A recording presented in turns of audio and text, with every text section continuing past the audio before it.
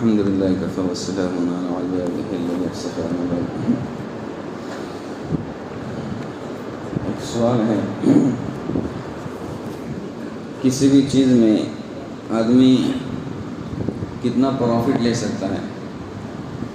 یعنی ایک چیز اب مالک ہے تو اس میں زیادہ سے زیادہ کتنا نفع لینا چاہیے؟ تو اس سلسلے میں دارالعلوم دیوبند کا ایک فتویٰ ہے کہ آدمی کو نفع لینے میں اعتدال المروت کا خیال کرنا چاہیے۔ تو جائے کہ آدمی کسی چیز کا مالک ہونے کے بعد وہ جتنے میں چاہے اس چیز کو فروخت کر سکتا ہے، وہ چیز اس کی ہے، لیکن چونکہ اخلاق کا تقاضا یہ ہے، مروت کا تقاضا یہ ہے کہ آدمی کے حساب سے اس کا پروفٹ لے، نفع لے۔ اس لیے پھر بعد میں لوگوں کے اندر مشقت یہ پیدا ہوتی ہے کہ مہنگائی بڑھ جاتی ہے، جو نچلا طبقہ اور درمیانی جو طبقہ ہے وہ مشقت میں آ جاتا ہے، پریشانی میں آ جاتا ہے۔ ایک طبقہ اعلیٰ رہتا ہے، جو چیز ریٹ بولے اب اس میں وہ خرید لیتا ہے، اس کے لیے فرق نہیں پڑتا۔ اس طرح 100 میں گویا کہ 10% لوگ رہتے ہیں، لیکن 90% ایسے لوگ رہتے ہیں جو درمیانی اور سمجھ لیجیے کہ بالکل نچلا طبقہ رہتا ہے۔ تو پروفٹ حد سے زیادہ لینے کی وجہ سے لوگوں میں مہنگائی بڑھ جاتی ہے، پریشانی بڑھ جاتی ہے۔ اس لیے اگر ایک اعتدال قائم رہے گا کہ بابا جس سے میرا گزر بسر ہو سکے اور اس کی وجہ سے میں کسی کا محتاج نہ رہوں، اور دوسرا اس میں یہ پہلو رہنا چاہیے کہ میں جو بزنس کر رہا ہوں، دھندا کر رہا ہوں، تو میں اپنی ذات سے دوسروں کو فائدہ پہنچاؤں۔ جریر بن عبداللہ البجری کی روایت ہے، بخاری شریف کے اندر، مسلم میں روایت ہے، وہ فرماتے ہیں کہ میں نے رسول اللہ صلی اللہ علیہ وسلم سے بیعت کی ہے نماز کے قائم کرنے پر، زکوٰۃ کے دینے پر، والنصح علی کل مسلم، اور ہر مسلمان کے ساتھ خیر خواہی کرنے پر، کہ ہر مسلمان کو میں کیا کروں گا؟ فائدہ کروں۔ تو گویا کہ اس کا بزنس ایک عبادت بن جائے گا۔ آج ہمارا بزنس صرف بزنس ہے، دنیا کی حد تک ہے، لیکن یہی ہمارا بزنس آخرت کی کمائی کا بھی ذریعہ بن جائے، تو اس میں یہ ہم کو خیال کرنا پڑے گا کہ میں اپنی ذات سے دوسروں کو فائدہ پہنچاؤں، کہ آدمی کو اب کبھی افسوس ہوتا ہے کہ یہاں پر میں نے لایا 1 کلو اس بھاؤ کے اندر، وہی اگر اس سے باہر جاتا ہے چلو جا کے تو وہ تو بہت کم کے اندر ہوتا ہے، تو بہت اس کو افسوس ہوتا ہے کہ میں نے بہت زیادہ پیسے دیے، تو گویا کہ مروت کے خلاف ہو جاتا ہے۔ ورنہ سب کو معلوم ہے کہ بھائی اس کا خرچہ، اس کی محنت ہے، اور کچھ نہ کچھ تو نفع کمائے گا، تو ایک آدمی اگر نفع لیتا ہے تو اسے کوئی افسوس بھی نہیں ہوتا۔ لیکن کئی گنا بڑھ کر ہم کیا لیتے ہیں؟ نفع اور پروفٹ اس پر لیتے ہیں، تو اس کی وجہ سے یہ اخلاق کے خلاف ہے، مروت کے خلاف ہے۔ آدمی ایک حد کے اندر رہتے ہوئے کیا کرے؟ نفع لے، جس سے لوگوں کے اندر ایک اچھا معیار قائم رہے گا، اور نچلا جو طبقہ ہے، درمیانی طبقہ ہے، ان کی ذرا گویا کی زندگی خوشگوار گزریں گی۔ اس لیے پروفٹ لینے کے سلسلے میں ہم اعتدال سے کیا کر لیں؟ کام لیں۔ روزی دینے والے یہ اللہ تعالیٰ ہے، لہذا اس کا ہم کیا کریں؟ خیال کریں۔ دوسرا ایک سوال ہے کہ اگر ہم کسی کو زکوٰۃ یا صدقہ وغیرہ دیں اور پھر وہ ہماری دعوت کرے، ہم کو شادی میں بلائے، تو اس کی شادی میں جا سکتے ہیں کیا؟ اس کی دعوت قبول کر سکتے ہیں کیا؟ اس کا ہدیہ قبول کر سکتے ہیں کیا؟ ایک آدمی کو اپنے زکوٰۃ کے پیسے دیے ہیں اور اسی میں وہ آپ کو دعوت دے رہا ہے، ایک آدمی کو صدقے کے پیسے دیے گئے، اسی میں وہ آپ کو کھلا رہا ہے، تو اس کا کیا حکم ہے؟ اس میں سے آپ کو ہدیہ بھیج رہا ہے، تو یہ اس کے لیے زکوٰۃ ہے، اس کے لیے صدقہ ہے، اور ہمارے لیے وہ ہدیہ کہہ رہے ہیں، ہم اس میں سے کھا سکتے ہیں۔ چنانچہ بخاری شریف میں حضرت بریرہ رضی اللہ عنہ کا قصہ ہے۔ عائشہ فرماتی ہے کہ بریرہ کے اندر 3 خصلتیں ہیں، ان میں سے ایک خصلت یہ ہے کہ ایک مرتبہ اللہ کے رسول صلی اللہ علیہ وسلم گھر کے اندر تشریف لائے، تو اللہ کے رسول صلی اللہ علیہ وسلم کو گھر کا کھانا پیش کیا گیا، گھر کا کھانا جو ہوگا وہ پیش کیا گیا۔ اللہ کے رسول نے کہا کہ میں تو ہانڈی کو دیکھ رہا ہوں، وہ تو ابھر رہی ہے، اس کے اندر گوشت پک رہا ہے، اور تم مجھ کو یہ گھر کا کھانا دے رہے۔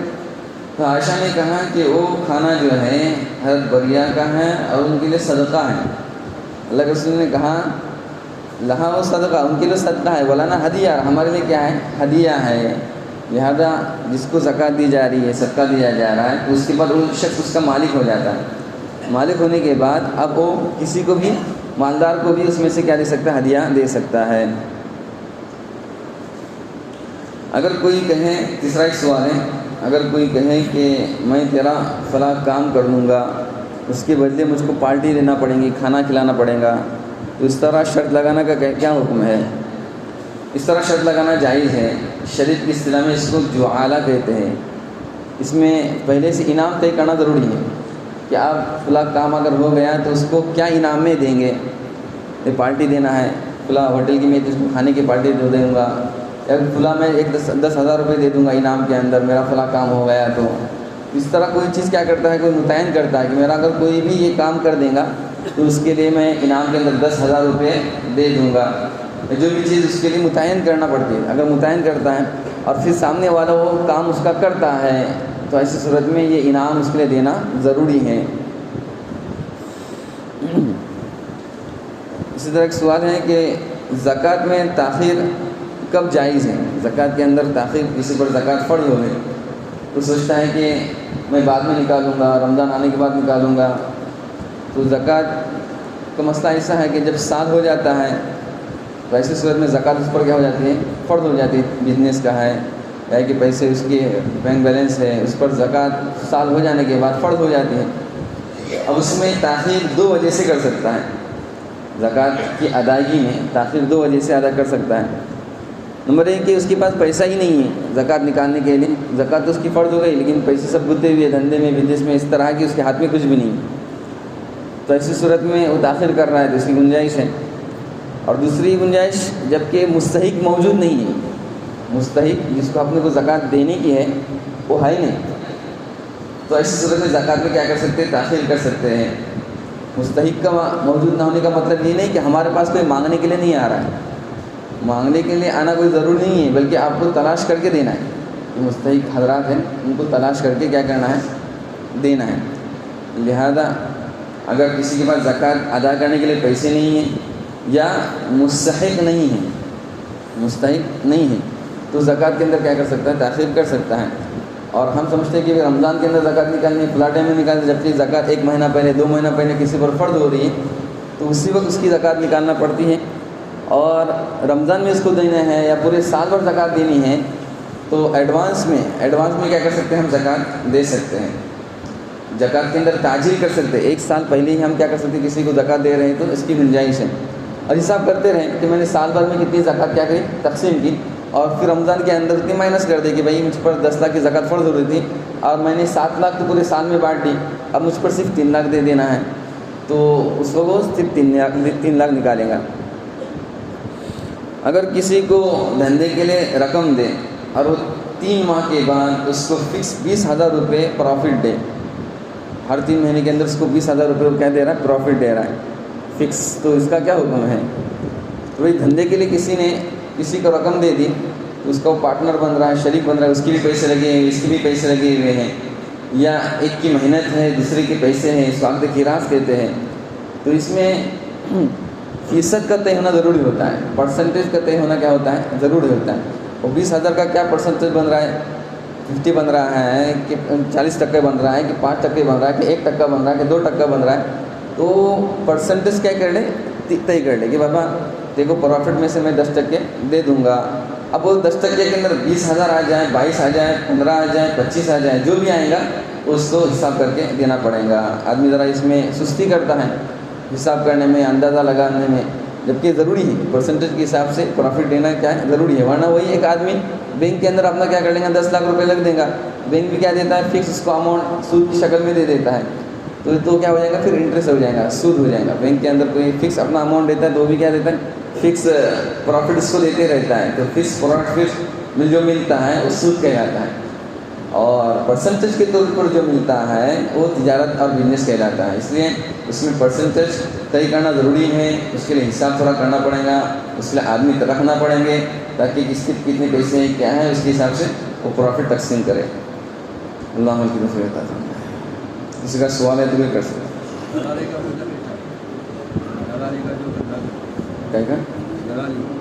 دلالی کا، ہاں دلالی کا کوئی بزنس کرتا ہے تو اس کا کیا حکم ہے؟ دلالی میں محنت رہتی ہے، ایک سمجھے کہ فلیٹ آپ کو بیچنے کا ہے لیکن سامنے والے کو فلیٹ چاہیے، تو آپ کیا کر رہے ہیں، گراہک کو لے کے آ رہے ہیں، تو اس کے اندر آپ کی محنت لگتی ہے، تو یہ دلالی کے پیسے لے سکتے ہیں۔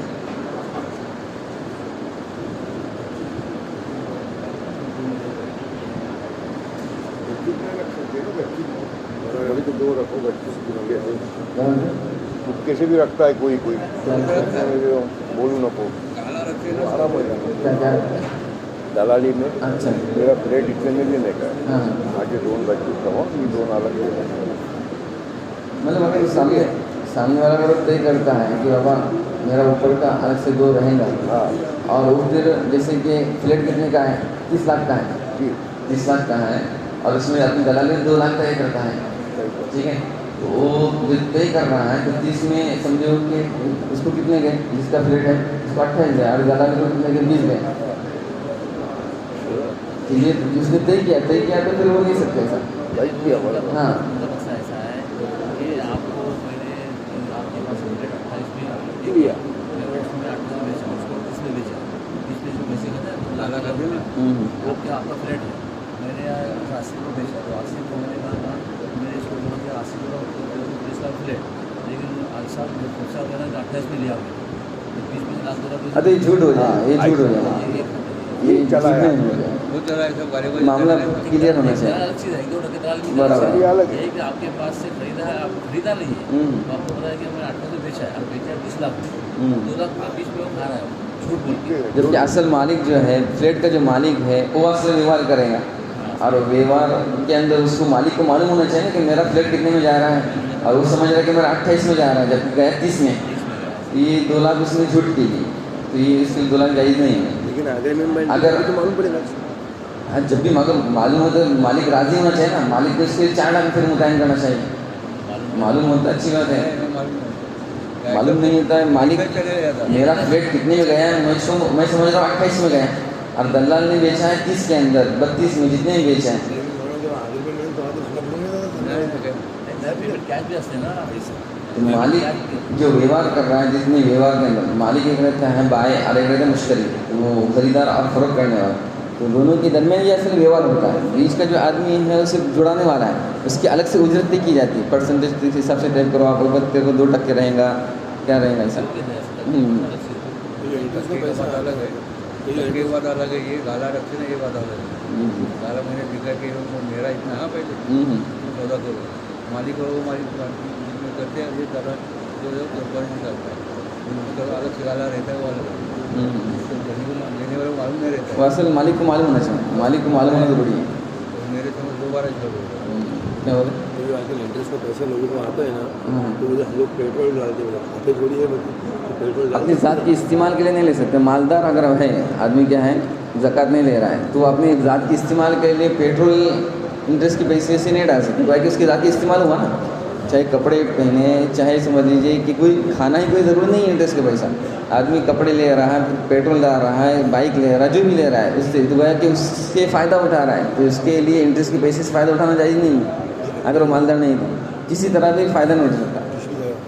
इंटरेस्ट का पैसा जो है, जो ज़कात के मुस्तहिक़ है, गरीब है, फ़ुक़रा, उनको दे सकते हैं, या पब्लिक जो फ़ायदा है सबका, जैसे कि रोड का है, लाइट का है। अगर अपने दोस्त को भी अगर पैसा दे तो उसमें कोई हर्ज नहीं है। दोस्त गरीब चाहिए ना, गरीब ज़कात के मुस्तहिक़ चाहिए,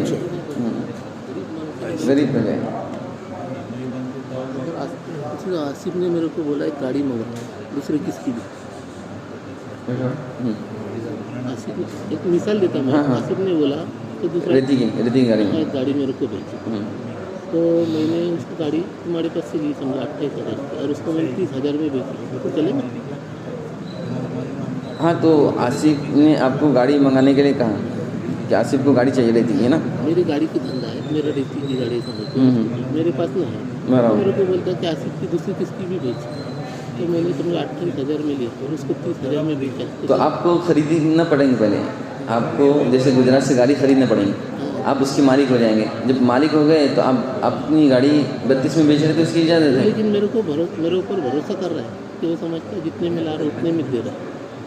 नहीं, वो भरोसा करने दो, लेकिन समझ लीजिए कि मैं मेरे नाम से खरीदूंगा। हाँ, आप अपने लिए पहले खरीदो, आप मालिक बन जाओ, मालिक बनने के बाद फिर आप आसिफ को क्या करो, बेचो, तो फिर आपको इख्तियार हासिल होगा। आप डायरेक्ट आसिफ के लिए खरीद रहे हैं, नहीं, सामने वाले पार्टी को मालूम नहीं, गाड़ी वाले को, कि मैं किसके लिए खरीदता हूँ, वो समझ रहे मेरे लिए खरीद रहा हूँ, चलेंगे दूसरे के लिए दे रहा हूँ। हाँ, कोई हर्ज नहीं भाई, खरीदने अपन अपने लिए खरीदेंगे तो अपन किसी और ही को देंगे।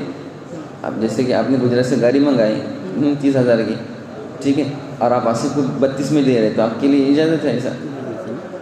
लेकिन वो अभी गुजरात का जो शख्स है उसका आपके दरम्यान पहिले व्यवहार होना काय चाहिए. मालूम आहे आता आपण म्हणा ना आपण आपला कोण बी अगदी दोस्त असते ते आपण काय तो काय बोलते आपली गाडी धरा आपण बोलतो आपली गाडी नाही तो बोलतो कोणची बी गाडी धरा बरोबर आहे तर आपण कोणची बी गाडी धाडली आता तुमची मिनी गाडी केली मग मी माझ्या नावाची केली पैशांचा विषयांचा सगळा माझा आवाज ना मिनी गाडी तुम्हाला दुसऱ्याला झाली तर त्यांना पण नफा कमवू शकतो. तुझा व्यवहार आहे ना तुझा नाही यांचा व्यवहार आहे ना ते बोलतात तुझा यांचा व्यवहार तुझा माझा व्यवहार अलग आहे तुझा आपण इथं दिलं तुम्ही लेकिन तिथं तो इथं ऐसा दिलं समजते का आपण आपलं ज्या भावना येते त्या भावना धाडते ऐसा समजलं उसकी समझ से कुछ फरक नहीं पड़ता. नाही नाही तुम्ही जे मालिक झाला ऐसा तुम्ही तुमच्या चीजचे मालिक झाला ते काही गरज नाही. तुझा माझा व्यवहार दिला त्यानं असं एक चीज जी असते पॉईंटची का कब्जा व्हायला पाहिजे तुमचा. त्यानं काय व्हायला पाहिजे की कब्जा तसे बोलला ती म्हणजे त्याचा कब्जाचा तुम्ही मतलब- नावाशी घेतला मी पैसे मीच देईन तुम्हाला सगळं तुमचा व्यवहार माझा झाला मी माझी खरेदी केली मग मी त्याला झाली त्यानं अगर समजा काही नुकसान होते मग तो तुमचा नाही. गाडी पलटी दिली काय झाली हां ते तो तो मनात नुकसान- असणार हां, आहे तेच- तो तेच. आता देईल त्याला- ते नुकसान त्यानं तुमचा बर्दाश्त करावं लागेल. ते तुम्हाला फायदा बी कमवायचा ना ते त्यानं काही नुकसान होते गाडीचा फोल्ड निघते ते तुमचा नाही. त्याने कम पैसे दिले का ते लोक हां. लुटाय पैसे दिला दिले, तुझा माल खराब असला तरी पैसे कापले तुझे कापले पैसे कापून माझे कापून नाही सगळे बरोबर त्याने क्वालिटीने किसी का कर्ज दिया हो अगर मी त्याला उसको बोलून हदिया नाही दे दिलं सकते हैं क्या? सामनेवाल्याने, तुमचे पैसे त्याने माझे कापले तू काय कंपल्शन करा ते बोलू शकतो ना आप हमें हदिया दे सकता हो क्या या आप हदिया दे सकते हैं क्या? अगर पहले से चल रहा है सिलसिला पहले से कर्ज का सिलसिला चल रहा है तो फिर कर्ज के बाद हदिया लेने देने में हर्ज नहीं. लेकिन पहले से सिलसिला नहीं मैंने आपको कर्जा दिया इसीलिए आप मुझको क्या कर रहे हैं कोई हदिया दे रहे हैं तो फिर बचना अच्छा है. तो फिर बचना अच्छा है.